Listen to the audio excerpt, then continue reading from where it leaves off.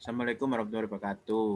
Kami dari Manajemen Pembiayaan Pendidikan, saya Fridansyah Indrianto dan kelompok kami Muhammad Ramadan akan mempresentasikan dengan manajemen biaya pendidikan dari Prodi Pendidikan Teknik Mesin. Yang pertama adalah konsep dasar dan pembiayaan pendidikan. Konsep penganggaran.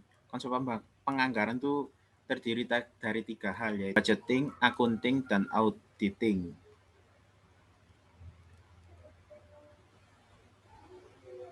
Yang kedua adalah asas dalam anggaran. Asas anggaran terdiri dari asas plafon, asas pengeluaran, dan asas tidak langsung.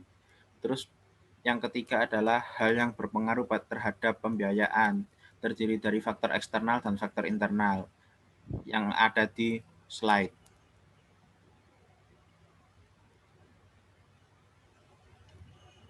Yang keempat adalah karakteristik pembiayaan pendidikan. Karakteristik biaya pendidikan yaitu biaya pendidikan selalu naik. Yang kedua adalah faktor manusia. Yang ketiga adalah tingkat sekolah. Yang keempat lembaga pendidikan. Yang kelima adalah komponen yang dibiayai. Selanjutnya oleh teman saya. Ya, selanjutnya ada sumber-sumber pembiayaan pendidikan. Menurut Permendikbud Republik Indonesia Nomor 44 Tahun 2012 tentang pengurutan dan sumbangan biaya pendidikan pada satuan pendidikan dasar sebagai berikut. Sumber biaya pendidikan pada satuan pendidikan dasar yang diselenggarakan oleh pemerintah atau pemerintah daerah yang tercantum dalam pasal 5 adalah anggaran pendapatan dan belanja negara, anggaran pendapatan dan belanja daerah, sumbangan dari peserta didik atau orang tua, dan dari pemangku pendidikan dasar di luar peserta didik atau wali murid. Bantuan lembaga lainnya yang tidak mengikut, bantuan biaya asing tidak mengikat, dan atau sumber yang lain yang sah. Selanjutnya, kemudian dalam pasal 6 dijelaskan sumber biaya pendidikan pada satuan pendidikan yang diselenggarakan oleh masyarakat adalah bantuan dari penyelenggara atau satuan pendidikan yang bersangkutan, pungutan dan atas sumbangan dari peserta didik atau orang tua walinya, bantuan dari masyarakat di luar peserta didik atau orang tua walinya, bantuan pemerintah daerah, bantuan pihak asing yang tidak mengikat, dan bantuan lembaga lain tidak mengikat, hasil penyelenggara atau satuan pendidikan dan sumber lain yang sah. Selanjutnya, sumber-sumber pembiayaan pendidikan dikategorikan menjadi 5. Yang pertama, anggaran rutin dan APBN. Yang kedua, dana penunjang pendidikan. Yang ketiga, bantuan sumbangan dari BP3. Selanjutnya, sumbangan dari pemerintah daerah setempat. Yang selanjutnya, bantuan lain-lain. Dan jelaskan upaya-upaya yang dilakukan untuk menggali dana ke semua pihak sumber biaya pendidikan antara lain. Yang pertama ada pemerintah pusat dan daerah, yang kedua orang tua peserta didik, yang ketiga pihak lain atau institusi, yang kelima dan hasil usaha sendiri yang halal.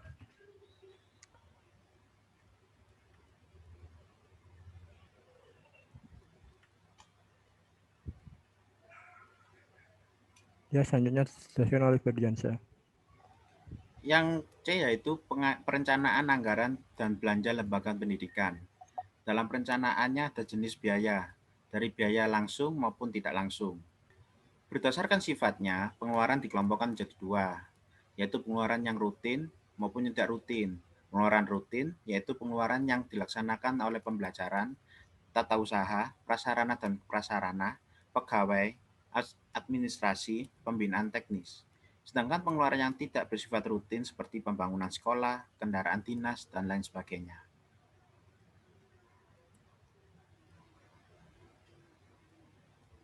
Untuk menyusun suatu perencanaan, biasanya disebut dengan rancangan anggaran. Yang harus diperhatikan adalah mengidentifikasi kegiatan yang dilakukan selama periode anggaran, kedua mengidentifikasi sumber-sumber yang dinyatakan uang dan barang, ketiga semua sumber dinyatakan dalam bentuk uang sebab uang merupakan pernyataan yang finansial, empat formulasi anggaran dalam bentuk format yang telah disetujui dan dipergunakan oleh instansi tertentu, kelima, menyusun ulang anggaran untuk memperoleh persetujuan pihak yang berwenang. 6. Melakukan revisi usulan anggaran. 7. Persetujuan revisi anggaran. 8. Pengesahan anggaran. Ya, selanjutnya ada pelaksanaan anggaran pendidikan. Ada beberapa komponen yang perlu dibiayai dengan menggunakan uang dari dana belajar. Yang pertama ada honorium untuk memimpin atau penanggung jawab edukatif. Yang kedua ada honorium untuk sumber belajar. Yang ketiga untuk memimpin umum lembaga Diklusimas. Yang keempat ada honorium untuk penata usaha dan pembantunya. Yang kelima biaya perlengkapan dan peralatan. Yang keenam biaya pemeliharaan dan prasarana dan sarana. Yang ketujuh biaya sewa kontrak. Yang kedelapan dana untuk pemeliharaan lembaga Diklusimas. Yang kesembilan biaya lain untuk pengembangan dan biaya tak terduga.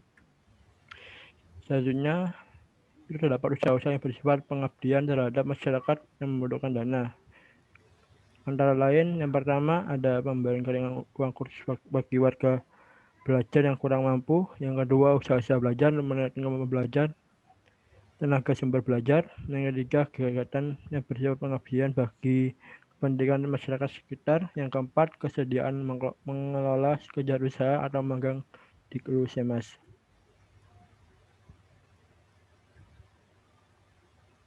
Next.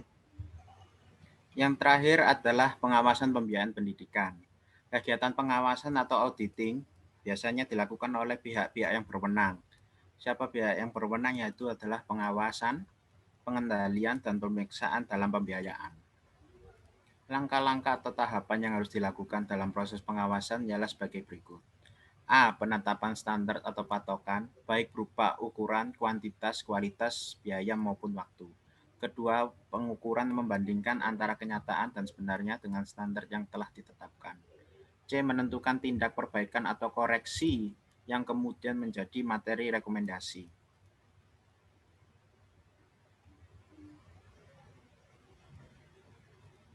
Terima kasih atas perhatiannya. Mohon maaf ada kesalahan. Assalamualaikum warahmatullahi wabarakatuh.